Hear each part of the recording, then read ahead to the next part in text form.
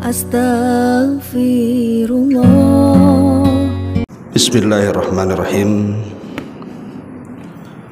Assalamualaikum warahmatullahi wabarakatuh. Alhamdulillah, wassalatu wassalamu ala rasulillah wa ala alihi wa sahbihi wa mawalah wa la hawla wa la quwwata illa billahi wa ba'du.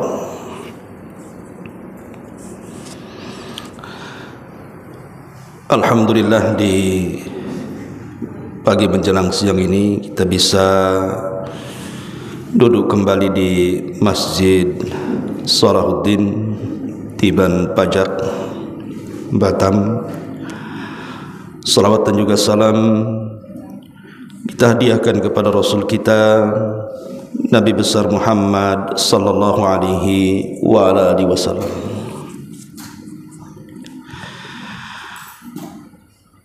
Ma'asyiral muslimat yang dimuliakan Allah Subhanahu wa taala. Sebagaimana yang diminta tema hari ini, kita akan membahas tentang persiapan menghadapi bulan Dzulhijjah. Kita tahu bahwa bulan Dzulhijjah satu di antara 4 bulan hurum. Artinya bulan Dzulhijjah ini bukan bulan biasa, tapi bulan yang sangat dimuliakan Allah Subhanahu wa taala sejak Allah menciptakan langit dan bumi. Dan itu menjadi ketentuannya sejak saat itu sampai hari ini, bahkan sampai kiamat dibangkitkan. Bulan Dzulhijjah adalah bulan pilihan Allah Subhanahu wa taala. Bahkan dari 4 bulan hurum, Dzulqa'dah, Dzulhijjah, Muharram dan Rajab, maka yang paling istimewa dari 4 bulan itu adalah bulan Dzulhijjah. Ada apa dengan bulan Dzulhijjah? Bahkan Syekhul Islam Ibnu Taimiyah rahimahullahu taala, ketika beliau menjelaskan tentang keutamaan 10 awal bulan Dzulhijjah dengan keutamaan 10 akhir bulan Ramadan, beliau sampai mengatakan bahwa 10 awal bulan Dzulhijjah jauh lebih mulia dibandingkan 10 akhir Ramadan. Itu ditinjau dari hari-harinya. Tapi kalau ditinjau malamnya saja, maka tentu 10 akhir Ramadan lebih mulia dibandingkan 10 awal bulan Dzulhijjah, karena di situ ada Lailatul Qadar. Tapi kalau penilaiannya hari-harinya, 24 jam dalam satu hari selama 10 hari, maka 10 awal bulan Dzulhijjah itu afdal min ayyamil ashri min Ramadan, lebih utama dibandingkan hari-hari 10 di akhir bulan Ramadan. Tentu ada alasannya kenapa kemudian hari-hari di 10 awal bulan Dzulhijjah jauh lebih istimewa dibandingkan di 10 akhir Ramadan. Inilah yang kita akan bahas ke depan tentang keistimewaan bulan Dzulhijjah, dan khususnya 10 awal bulan Dzulhijjah, dan amalan apa saja yang harus kita lakukan ketika kaki kita menginjak di bulan Dzulhijjah. Ma'asyiral muslimat yang dimuliakan Allah Subhanahu wa taala, adapun keutamaan Bulan Dhul Hijjah secara umum sudah jelas. Dia adalah satu di antara 4 bulan hurum, bahkan yang terbaik. Tetapi secara khusus dari bulan Dhul Hijjah itu ada 10 awal, mulai tanggal 1 Dhul Hijjah sampai tanggal 10. Ini yang Nabi SAW katakan ayyamud dunya afdalu ayyami ad-dunya, seutama-utama hari di dunia. Seutama-utama hari di dunia itu adalah tanggal 1 sampai tanggal 10 Dhul Hijjah. Tidak ada hari-hari terbaik kecuali hari-hari ini. Baik, kita akan berikan alasannya. Pertama,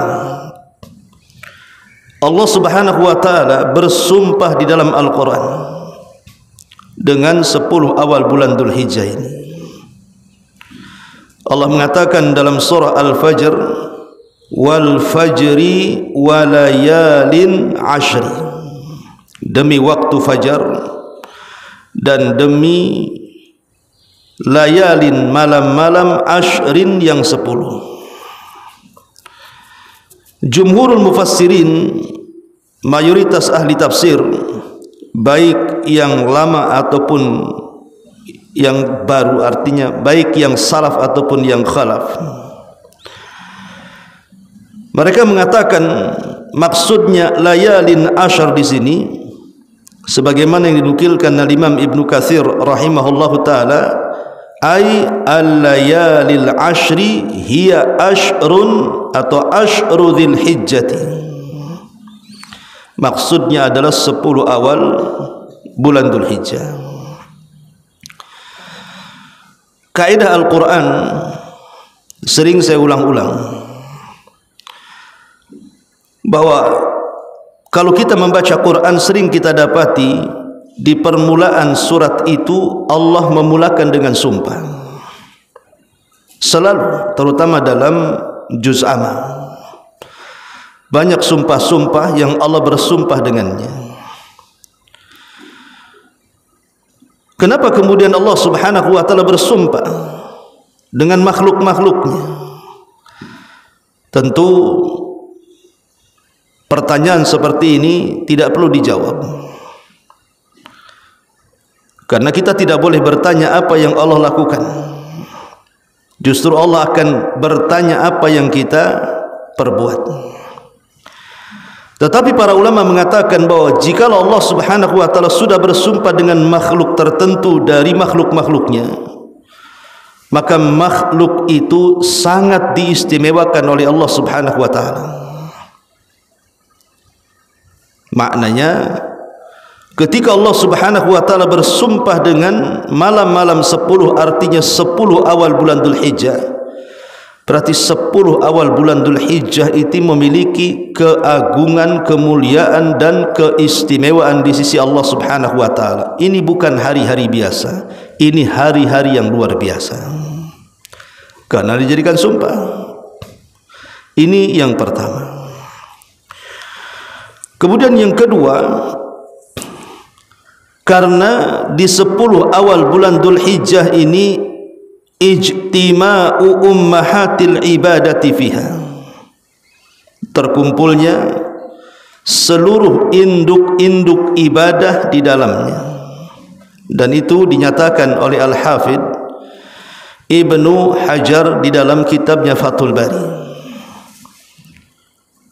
Beliau mengatakan walladhi yadhar anna as-sababa fi imtiyazi ashri dzil hijjati limakan ijtima'i ummahatil ibadati fihi.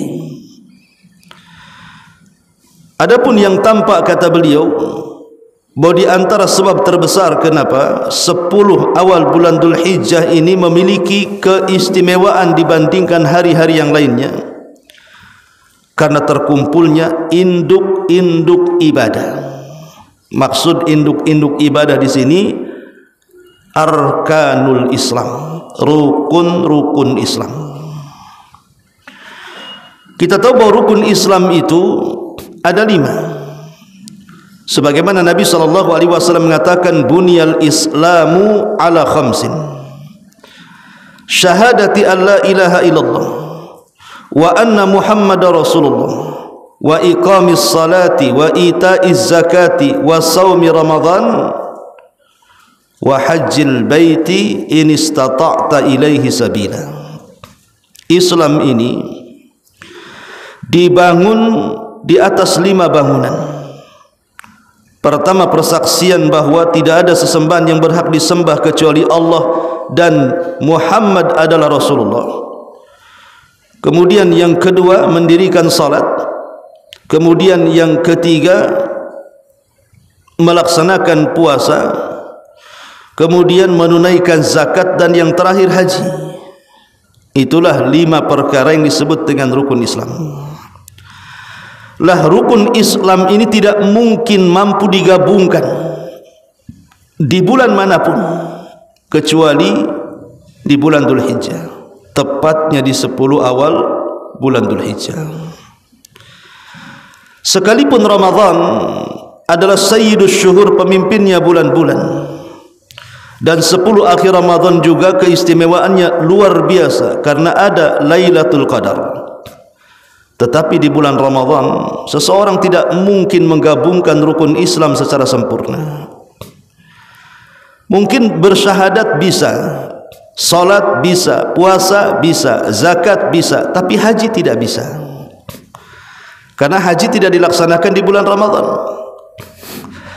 Berbeda dengan bulan Dzulhijjah, terutama di 10 awal bulan Dzulhijjah, semua bisa disempurnakan di situ. Karena di 10 awal bulan Dzulhijjah ini syahadat bisa dilakukan, salat bisa dilakukan, puasa bisa dilakukan, zakat bisa dilakukan, haji pun bisa dilakukan, sehingga menyempurnakan induk-induk ibadah. Inilah kenapa kemudian 10 awal bulan Dzulhijjah ini sangat istimewa, karena terkumpul padanya induk-induk ibadah, belum lagi ibadah-ibadah yang lainnya. Ini yang kedua. Kemudian yang ketiga, karena di 10 awal bulan Dzulhijjah ini ada hari yang Allah Subhanahu wa taala banyak memerdekakan hamba-hambanya dari api neraka. Di bulan Dzulhijjah ini, atau di 10 awal bulan Dzulhijjah ini, ada hari-hari yang Allah sangat banyak memerdekakan hamba-hambanya dari api neraka, dan Allah berbangga di hadapan para malaikatnya. Hari apa itu? Hari Arafah. Hari Arafah tanggal berapa? Tanggal 9 bulan Dzulhijjah, itu disebut hari Arafah. Hari Arafah inilah puncak dari momentum jemaah haji melaksanakan rukun yang menentukan sah dan tidaknya haji. Kata Nabi SAW, al-hajju Arafah, haji itu ditentukan dengan Arafah. Kalau orang haji semua manasik dilakukan tapi dia tidak wukuf di Arafah, maka tidak sah hajinya, karena dia meninggalkan satu di antara 4 rukun haji. Lah, saat hari Arafah itulah jamaah haji berkumpul di Arafah. Kemudian mereka wukuf di situ. Saat mereka wukuf itulah Allah Subhanahu wa taala banyak memerdekakan hamba-hambanya yang sedang wukuf di Arafah dan berbangga di hadapan para malaikatnya. Lihat bagaimana hamba-hambaku, mereka berdebu compang-camping, tapi mereka tidak datang kecuali karenaku. Allah banyak ampuni hamba-hambanya di situ. Bagaimana dengan orang-orang yang tidak melaksanakan haji seperti kita? Bukankah kita tidak mungkin mampu wukuf di Arafah, dan tidak ada tempat yang bisa menggantikan Arafah? Maka ada syariat lain yang juga bisa menghapuskan dosa-dosa kita. Dengan cara apa? Puasa tanggal 9. Saat jemaah haji sedang wukuf, kita berpuasa di sini. yang disebut dengan saumu yaumi Arafah, puasa hari Arafah. Pahalanya yukaffirus sanatal madiyatal baqiyah. Dia bisa menggugurkan setahun ke belakang, dia bisa menggugurkan dosa setahun ke belakang dan menggugurkan dosa setahun yang akan datang. Inilah kenapa 10 awal bulan Dzulhijjah itu istimewa, karena di situ ada hari Arafah. Yang keempat, kenapa kemudian juga 10 awal bulan Dzulhijjah ini sangat istimewa?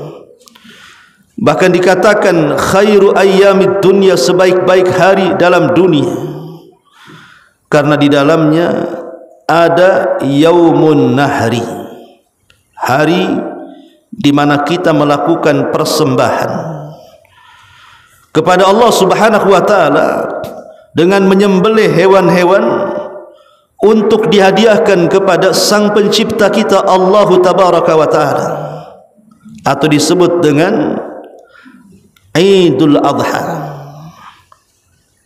menyembelih kurban di waktu duha. Nabi SAW mengatakan a'zamul ayyami indallahi yawman nahr thumma al-qarn.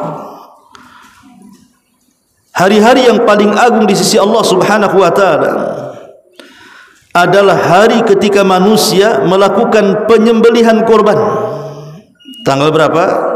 Tanggal 10. Kemudian setelah hari korban disebut dengan qor. Qor itu menetap, karena jemaah haji pada tanggal 11 itu sudah mulai menetap di Mina. Ada yang sampai tanggal 12 pulang, ada yang menyempurnakan sampai tanggal 13 baru pulang. Inilah yang kemudian menjadikan keistimewaannya, di mana di 10 awal bulan Dzulhijjah itu ada hari persembahan, persembahan kurban-kurban kita kepada Allah Subhanahu wa taala. Dan itulah hari di mana kita sedang mengagungkan syiar-syiar Allah Subhanahu wa taala. Dzalika wa man yu'azzim sya'airallah fa innaha min taqwal qulub. Yang demikian itulah, barang siapa yang mengagungkan syiar-syiar Allah, maka itu menunjukkan ketakwaan dalam hatinya.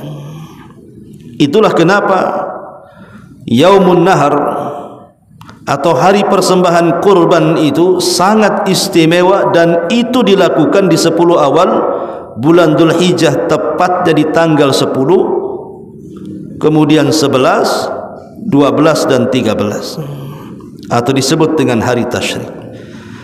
Ini yang keempat. Kemudian yang kelima, Allah Subhanahu wa taala menjadikan bulan Dzulhijjah, terkhusus 10 awal bulan Dzulhijjah ini, sebagai afdalu ayyamid dunya, seutama-utama hari di dunia. Karena Allah Subhanahu wa taala jadikan 10 awal bulan Dzulhijjah itu adalah mawasimul khairi, musim-musim seseorang itu melakukan banyak kebaikan. Itu musim kebaikan.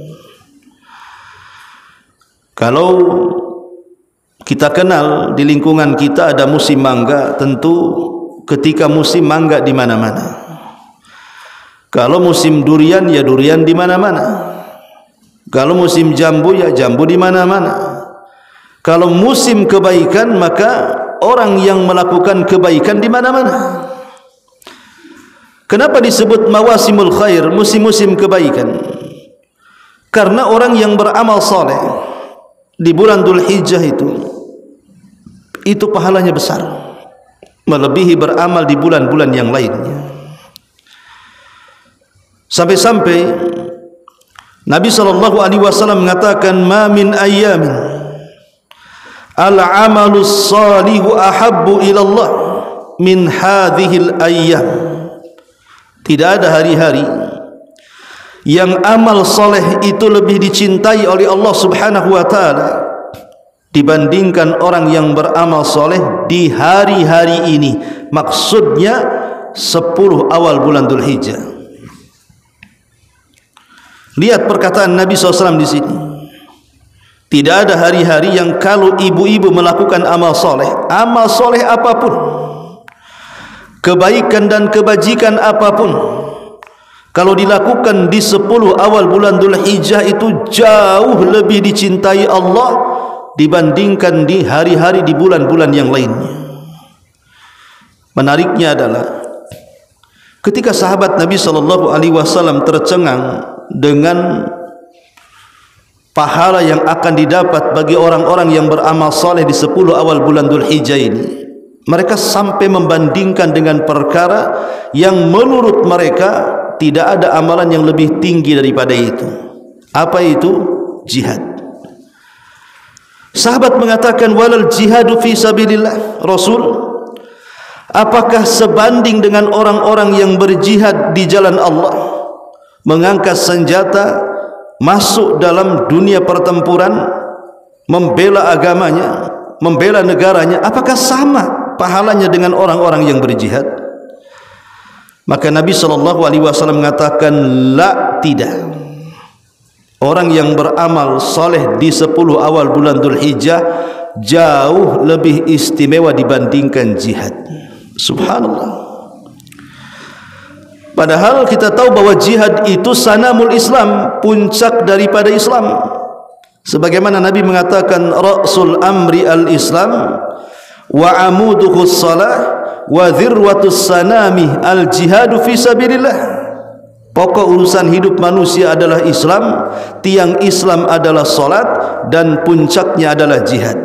Tetapi Rasul mengatakan orang yang beramal soleh di 10 awal bulan Dzulhijjah tetap tidak bisa diremehkan walaupun dibandingkan dengan jihad yang merupakan puncak daripada Islam.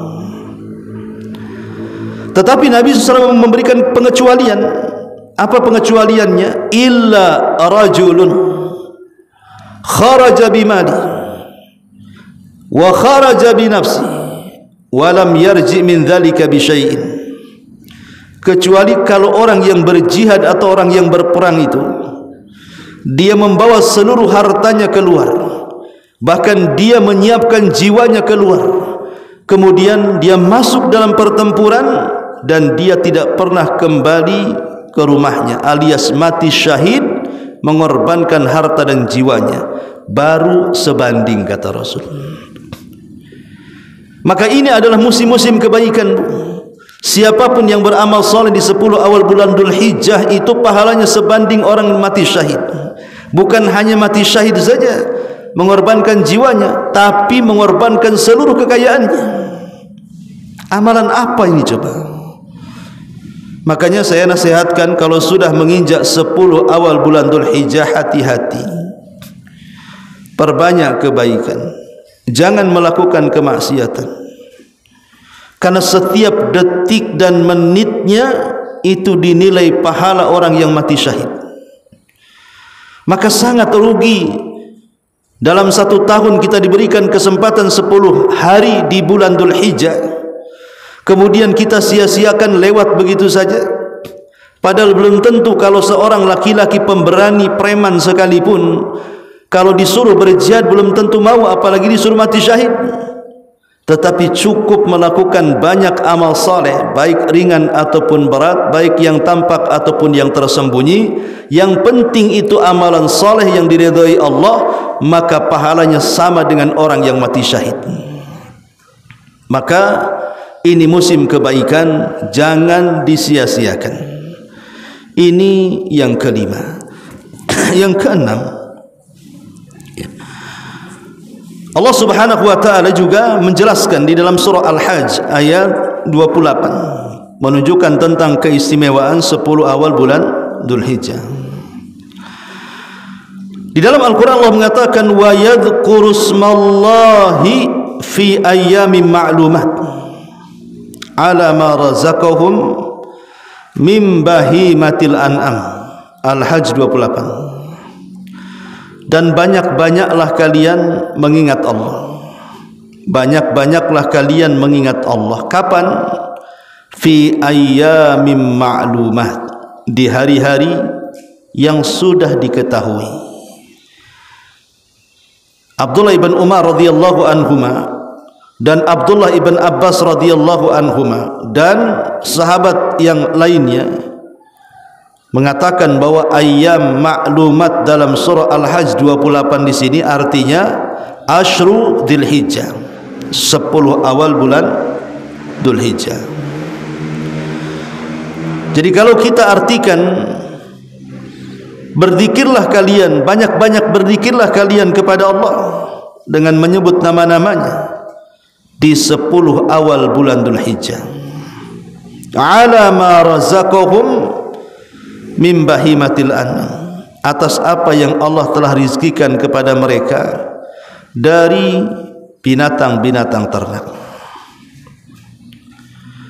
Jadi Allah Subhanahu wa taala sampai memerintahkan kepada kita untuk menunjukkan 10 awal bulan Dzulhijjah itu sangat istimewa. Disuruhnya kita banyak berzikir. Dan Allah tidak menyebut di hari-hari di luar daripada 10 awal bulan Dzulhijjah perintah seperti ini. Dan yang dimaksud zikir di sini adalah dengan memperbanyak tahlil, takbir, tahmid, tasbih dan zikir-zikir yang lainnya.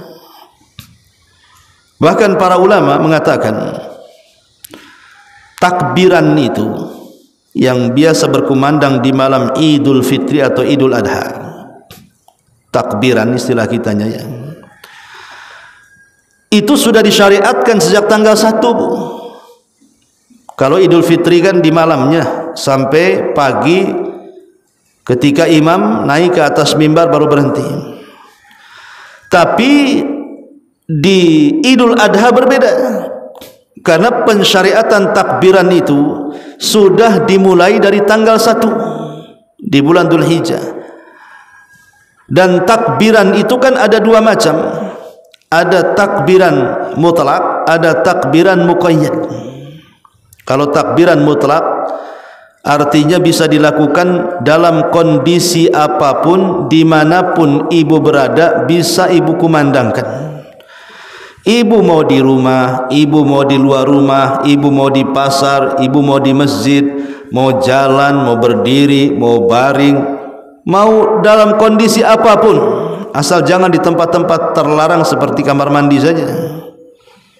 Karena saking semangatnya takbiran sambil mandi ya. Ya tidak boleh, karena kamar mandi tidak boleh untuk takbiran. Tapi takbir mutlak itu bisa dilakukan siapa saja, kapan saja, dalam kondisi apa saja, dari tanggal 1 sampai tanggal 10. Adapun takbiran yang muqayyad itu dilakukan dari tanggal 11 sampai tanggal 13. Maksud muqayyad di sini terikat, hanya dilantunkan selepas sholat wajib saja. Jadi sehari cuma 5 kali dilantunkan selepas sholat wajib yang 5. Tapi tanggal 1 sampai tanggal 10 maka silahkan takbiran di mana saja. Ibu sambil masak takbiran, sambil belanja takbiran dan gitu. Ibu takbiran di pasar, kata orang pasar, Bu belum sampai dulu ada hak udah takbiran. Ini sunnah. Banyak orang yang tidak paham. Dulu di zaman salaf itu tanggal 1 sampai tanggal 10 itu menggema di mana-mana takbir. Karena memang Allah Subhanahu wa taala mengatakan di sini dalam surah Al-Hajj 28, "Wadhkuru ismallahi fi ayyamin ma'lumat." Banyak-banyaklah mengingat Allah, menyebut-nyebut nama Allah di hari-hari yang sudah diketahui artinya, hari-hari 10 awal bulan Dzulhijjah. Ma'asyiral muslimat yang dimuliakan Allah Subhanahu wa taala. Ini yang ke-6. Kemudian yang ke-7, bahwa di 10 awal bulan Dzulhijjah ini disebutkan di dalam Al-Qur'anul Karim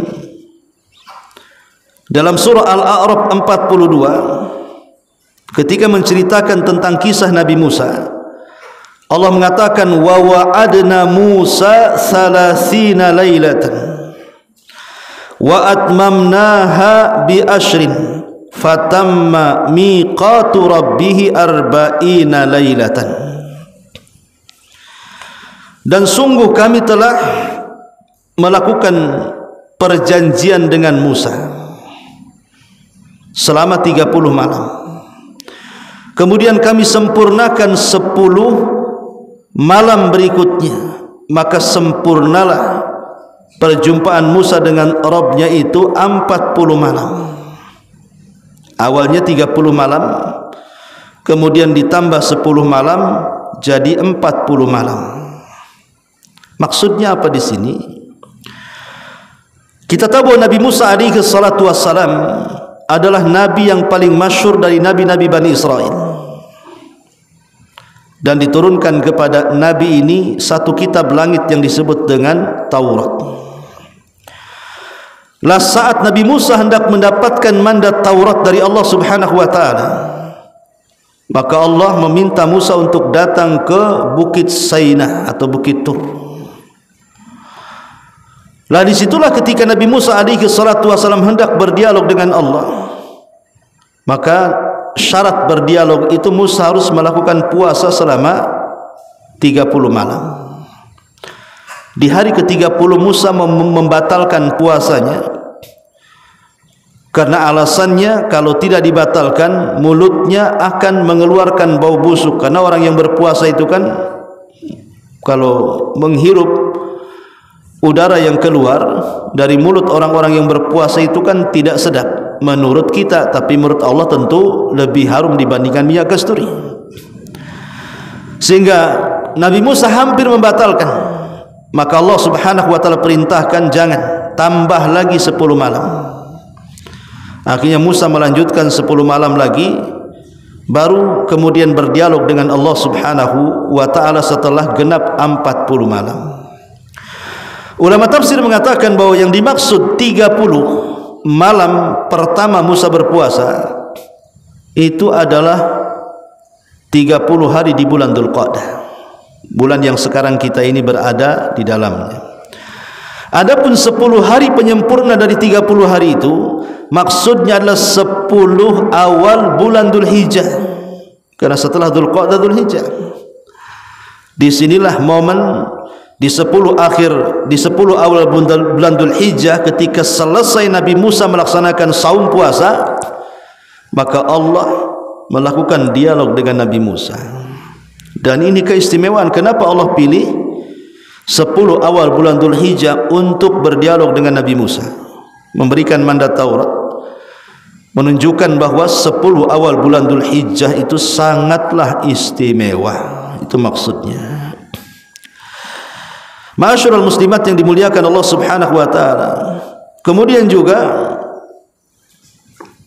disebutkan di dalam surah Al-Baqarah ayat 197.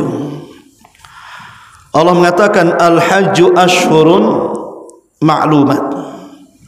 Haji itu dikenal ada bulan-bulan yang telah ditentukan untuk pelaksanaan haji. Dimulai daripada Syawal, Dzulqa'dah dan Dzulhijjah. Jadi bulan-bulan haji itu dari mulai Syawal, kemudian masuk Dzulqa'dah, dan Dzulhijjah itu puncaknya tanggal 8 sampai tanggal 13 hari tasyrik kalau mau sempurna. Tapi sebenarnya pelaksanaan rukun-rukun haji itu sudah usai di tanggal 10 Bu sebenarnya. Jadi kalau seandainya setelah tanggal 10 setelah melaksanakan tawaf wada pulang jemaah haji, enggak ada masalah, sah hajinya. Karena tanggal 11, 12 dan 13 orang menetap di Mina itu tinggal melaksanakan beberapa kewajiban, tinggal bayar dam saja. Tetapi berakhir haji itu di tanggal 10 sebenarnya. Artinya rukun-rukunnya sudah selesai. Tapi yang ingin saya katakan di sini bahwa Dzulhijjah itu adalah bagian daripada bulan haji, dimulai daripada Syawal, Dzulqa'dah dan Dzulhijjah, dan itulah yang menentukan ibadahnya. Kalau Syawal itu kan persiapan berangkatnya, Entah dari sini persiapan ngurus-ngurus sana sini gitu ya. Kemudian baru berangkat sampai di Saudi gitu. Nanti di Saudi persiapan. Puncaknya itu di Dzulhijjah, di 10 awal bulan Dzulhijjah. Ya, persiapannya 2 bulan, tapi puncaknya di bulan Dzulhijjah, di 10 awal bulan Dzulhijjah. Itulah keistimewaan 10 awal bulan Dzulhijjah. Ini 8 perkara. Kenapa Allah Subhanahu wa taala sampai menyematkan kepada 10 awal bulan Dzulhijjah sebagai hari-hari terbaik di dunia ini? Baik, kita akan masuk kepada amalan-amalan. Kira-kira apa yang harus kita lakukan kalau kita sudah masuk dan menginjakkan kaki di 10 awal bulan Dzulhijjah? Apa amalan yang harus kita lakukan? Pertama, tentunya yang paling istimewa adalah melaksanakan haji dan umrah. Karena bulan Dzulhijjah itu identik dengan sebutan bulan haji. Jadi ini ibadah yang paling top di 10 awal bulan Dzulhijjah adalah pelaksanaan haji dan umrah. Karena itu yang menyempurnakan rukun Islam. Dan amalan haji ini, Bu, adalah amalan yang sangat istimewa karena selain daripada menyempurnakan rukun Islam, tetapi orang yang melaksanakannya dia pulang tanpa membawa dosa seperti anak yang baru dilahirkan. Cukup sampai di situ? Tidak. Bahkan Allah hadiahi dengan sabda Nabi, al-hajjul mabrur laisa lahul jaza indallahi illal jannah. Haji yang mabrur, haji yang baik, itu tidak ada balasan yang pantas kecuali surga. Lalu definisi haji mabrur itu apa? Kalau ibu pernah haji, orang tua pernah haji, tetangga pernah haji, apakah kita tahu mereka itu hajinya mabrur atau tidak? Maka itu dilihat dari 6 perkara. Pertama, ya, ketika dia hendak berangkat haji tidak ada niat kecuali karena Allah. Bukan dalam rangka pamer-pameran, bukan dalam rangka ria-riaan, bukan dalam rangka sum'ah-sum'ahan, bukan dalam rangka ujub-ujuban, tidak. Memang dia berangkat lillahi ta'ala karena Allah dan ingin menyempurnakan rukun Islam. Ikhlas. Bukan karena ingin disebut Pak Haji Bu Hajah, tidak. Bukan karena ingin pakai songkok putih jubah melembreh, tidak. Saya datang ke sana hanya untuk melaksanakan ibadah haji lillahi rabbil alamin. Ini syarat pertama kalau ingin hajinya mabrur. Yang kedua, syarat yang kedua harus dari harta yang halal. Tidak boleh haji dengan harta yang haram. Harta hasil nipu, harta hasil dusta, harta hasil nyuri, mengambil hak, mengurang-urangi takaran, timbangan, meteran, curang dalam dagang, dan begitu seterusnya. Betul-betul murni harta yang kita gunakan untuk haji itu dari harta terbaik dia, harta yang halal. Maka kalau itu yang ibu buat, insya Allah mabrur. Yang ketiga, melakukan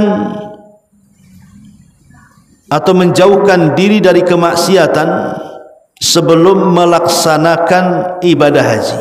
Umpamanya tahun depan saya dipanggil haji, berangkat, berarti tahun ini untuk menyongsong tahun depan itu sudah harus memperbaiki diri.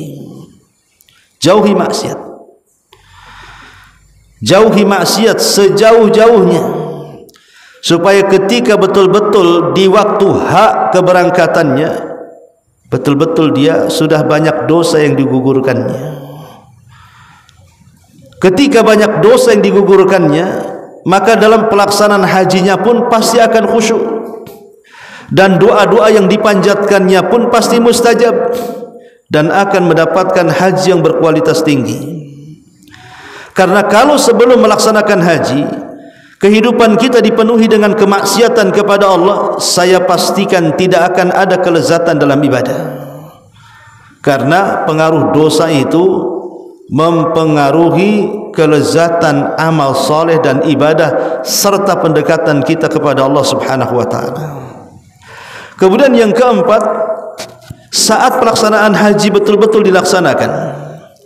Ya, saat pelaksanaan haji betul-betul dilaksanakan, artinya ibu sudah masuk dalam manasiknya.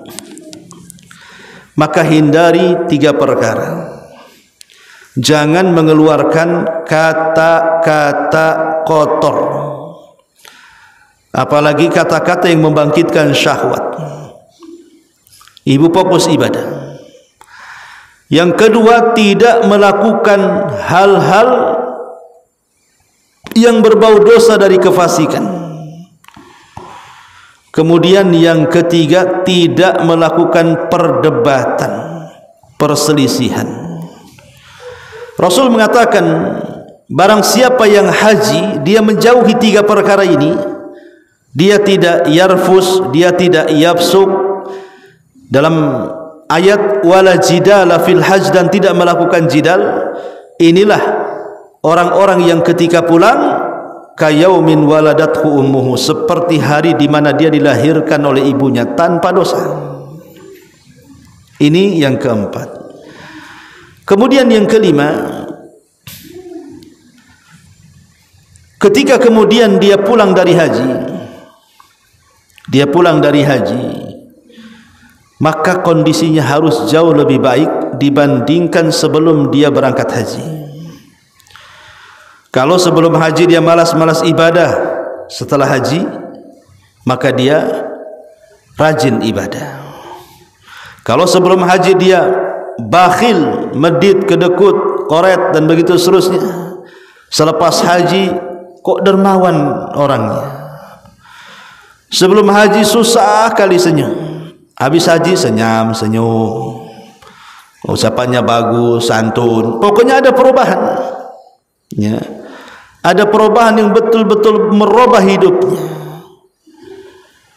Ini diantara syarat-syarat kenapa haji itu dikatakan mabrur. Makanya mabrur itu artinya yang memperbaiki, dengan hajinya memperbaiki dirinya. Bukan habis haji kemudian tidak memperbaiki dirinya. Sebelum haji dia rajin sholat, habis haji pula tak sholat. Itu haji apa itu? Ya. Jadi syarat-syarat haji ini. Kemudian juga yang terakhir tentunya, berdoalah kepada Allah Subhanahu wa taala agar banyak-banyak berdoa dengan cara memperbanyak istighfar setelah melaksanakan ibadah. Memperbanyak istighfar dan tobat. Kalau ibadah hajinya tidak diterima, makanya banyak istighfar setelah melaksanakan ibadah apapun. Bukan hanya haji saja, makanya ibadah solat, selepas solat kan ada wirid, Bu. Pertama yang dibaca apa? Istighfar. Maka begitu juga sama. Setelah melaksanakan ibadah haji juga, kita dianjurkan untuk memperbanyak istighfar supaya amalan kita tidak sia-sia. Ini yang pertama. Yang kedua, amalan yang dianjurkan di bulan Dzulhijjah, yang besar-besar ya, ibadah kurban. Ibadah kurban adalah ibadah yang sangat istimewa karena kita sedang melakukan persembahan kepada Allah Subhanahu wa taala, dan ini bukti tauhid. Bukti daripada kita sedang mengesahkan Allah, bukti daripada kita sedang menghambakan diri kepada Allah. Saat para dukun, paranormal, mereka memerintahkan orang-orang untuk menyembelih kepada selain Allah, kepada iblis, kepada setan, ataupun orang-orang musyrik yang menyembelih sembelihan untuk pepohonan, untuk gunung-gunung, rawa-rawa, gua-gua atau tempat-tempat yang mistik dan yang lainnya. Maka kita ahli tauhid tidak menyembelih kecuali hanya untuk Allah. Jadi berlawanan kurbannya mereka orang-orang musyrik untuk selain Allah, dan kita kaum muslimin korbannya lillahi rabbil alamin, hanya untuk Rabb semesta alam. Kul inna salati wa nusuki wa mahyaya wa mamati lillahi rabbil alamin. Katakan salatku, penyembelihanku, hidupku dan matiku kuserahkan kepada Rabb semesta alam. Jadi kurban itu adalah bentuk nyata daripada tauhid, daripada tauhid, menyembelih karena Allah Subhanahu wa taala. Ini ibadah yang kedua. Ibadah yang ketiga selain kurban adalah puasa. Perbanyak puasa, baik Seninnya atau Kamisnya, terutama puasa tanggal 9 yang disebut dengan puasa Arafah, yang Nabi SAW mengatakan saumu yaumi Arafah ahtasibu 'ala Allah an yukaffira as-sanata allati qablahu wa sanata allati ba'dahu. Puasa hari Arafah, kata Rasul, ahtasibu 'ala Allah, aku akan meminta pahala kepada Allah Subhanahu wa taala bagi orang yang berpuasa, an yukaffira, untuk digugurkan dosa-dosanya, as-sanah allati qablahu, 1 tahun sebelumnya, was-sanata allati ba'dahu, dan 1 tahun setelahnya. Jadi jangan sampai nanti tanggal 9 di bulan Dzulhijjah kita tinggalkan berpuasa. Kemudian yang keempat, amalan di 10 awal bulan Dzulhijjah adalah at-takbir. Takbir, bahasa kita takbiran, yang sudah saya jelaskan dari tanggal 1 sampai tanggal 13. Tapi ada yang mutlak, ada yang muqayyad, ya. Jadi ini di antara haji, kurban, puasa, kemudian takbiran, kemudian memperbanyak amal soleh secara umum. Memperbanyak amal soleh secara umum, ya. Seperti apa contohnya amal soleh secara umum itu? Yang pertama, solat. Jaga solat 5 waktu, terutama solat-solat yang memang memiliki keistimewaan yang luar biasa, seperti solat asar dan solat fajar, itu disebut solat wusta. Maka jaga solat yang 5 waktu, dan kalau bisa tambah dengan yang sunnah-sunnahnya. Tambah yang sunnah-sunnahnya. Di sana ada rawatib, di sana ada qiyamul lail, di sana ada duha, tahiyatul masjid, solat sunnah wudu, macam-macam solat itu. Solat sunnah taubat, macam-macam, ya. Intinya jaga solat. Jaga solat, ya, duha, witir, tahajud, dan begitu seterusnya. Yang kedua, perbanyak sedekah. Di 10 awal bulan Dzulhijjah itu perbanyak sedekah. Mumpung pahala sedekah di 10 awal bulan Dzulhijjah sebanding dengan orang yang mati syahid. Kalau setiap hari ibu bersedekah dari tanggal 1 sampai tanggal 10, dan 1 hari ibu beramal, itu bukan 1 amalan, bisa bermacam-macam amalan. Anggap saja 1 hari ibu mengejar 5 amalan, yang 5-5-nya akan dibandingkan setara dengan orang yang mati syahid. Bisa bayangkan seolah-olah kita hidup, kemudian perang, mati lagi, hidup, perang, mati lagi, hidup, perang, mati lagi, dan begitu seterusnya. Betapa banyak pahala yang akan kita raih dari keutamaan orang yang mati syahid itu, ya. Maka perbanyak sedekah. Ini yang kedua. Yang ketiga, perbanyak zikir. Zikir itu kan ada zikir pagi, zikir petang, zikir sebelum tidur, setelah tidur, zikir apa saja. Dan zikir ini ibadah yang ringan sebenarnya, bisa dilakukan siapa saja. Seperti mamanya menyebutkan subhanallah wa bihamdi subhanallahil azim, subhanallah wa bihamdi subhanallahil azim. Ini saja sudah luar biasa. Belum dikaitkan dengan 10 awal bulan Dzulhijjah saja, orang yang mengucapkan tasbih dan tahmid itu bisa menggugurkan dosa walaupun sebanyak buih di lautan. apalagi dilakukan di 10 awal bulan Dzulhijjah, makin bertambah-tambah tuh pahalanya. Maka di bulan Dzulhijjah ini perbanyak bersedekah. Kemudian yang keempat, memperbanyak membaca Quran. Memperbanyak membaca Al-Quran. Kapan lagi kita ini memperbanyak amalan ibadah, ya? Maka perbanyak membaca Quran, karena satu huruf saja orang yang membaca Quran itu 10 kebaikan. Seandainya dilakukan di luar 10 awal bulan Dzulhijjah, apalagi kalau dilakukan di 10 awal bulan Dzulhijjah, tentu lagi akan lebih istimewa lagi tentunya pahalanya, ya.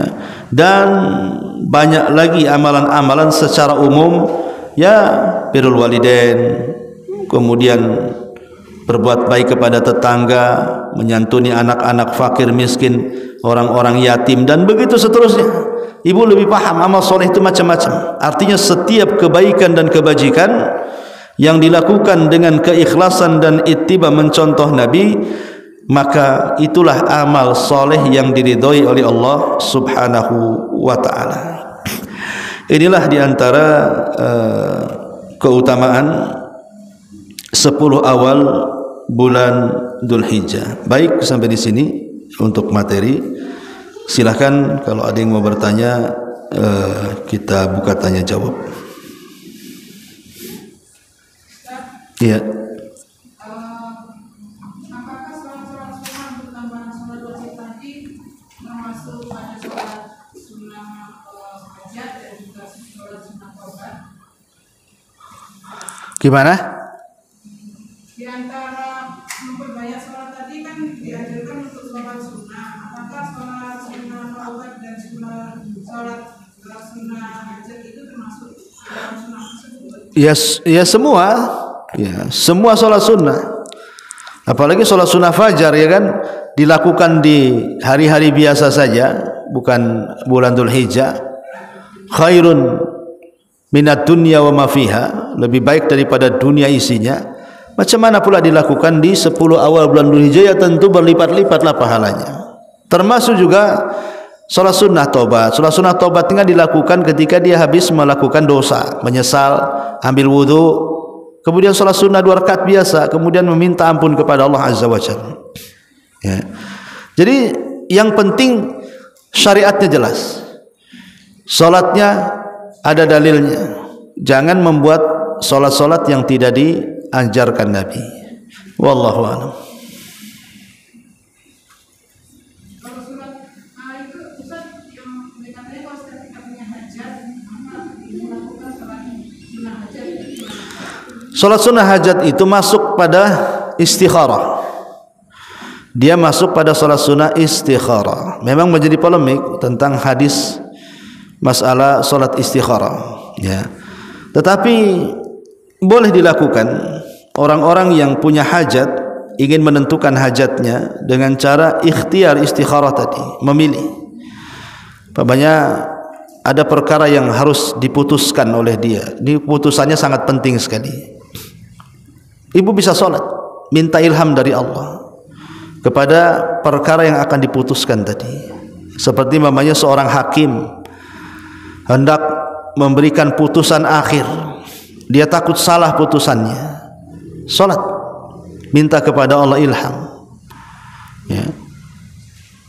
Ibu mau buka bisnis umpamanya, kan, belum pernah, tapi pengen mencoba, takut ragu-ragu nanti habis modalnya, ini itu ini bankrupt nantinya. Coba sholat dulu, tentukan langkah, minta kepada Allah yang terbaik. Pokoknya perkara-perkara apapun yang kira-kira menurut ibu sangat penting, momen tertentu gitu, ya, supaya jangan sampai gagal langkahnya, maka bisa melakukan istikharah, atau disebut dengan sholat hajat tadi. Wallahu a'lam.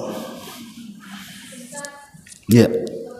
Ketika orang yang mau haji juga ini mau hewan kurban kan, apakah syariat itu sama dengan kita yang tidak berhaji?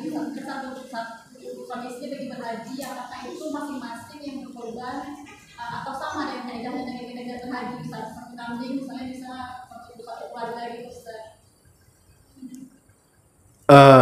Ulangi. Nggak dengar. Jika orang yang berhaji, Oke, orang haji.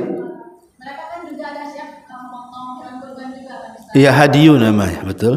Haji ya Ustaz. Misalnya suami istri yang pergi berhaji berdua, apakah memotong hewan kurban haji itu masing-masing atau sama kaidahnya dengan ketika? Oh enggak, ya masing-masing lah. Kan hajinya masing-masing. Lain kalau kurban itu bisa berserikat. Maksudnya berserikat pahala, bukan berserikat kurban. Berserikat kurban itu hanya ada di 2 binatang, sapi dan unta. Itu pun 7 orang. Tapi kambing tidak bisa. Kambing itu untuk satu kambing 1 orang, sehingga tidak bisa berserikat dalam hewannya, tapi boleh berserikat dalam pahalanya.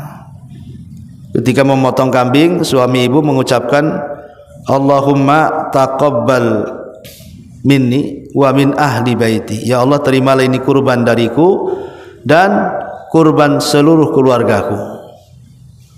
Maka itu yang dibiasakan dilakukan oleh sahabat seperti itu. Jadi beda ya antara kurban dengan hadiyu. Wallahu a'lam.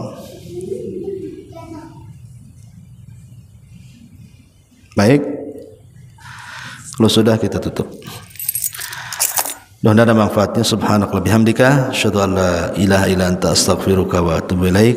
Allah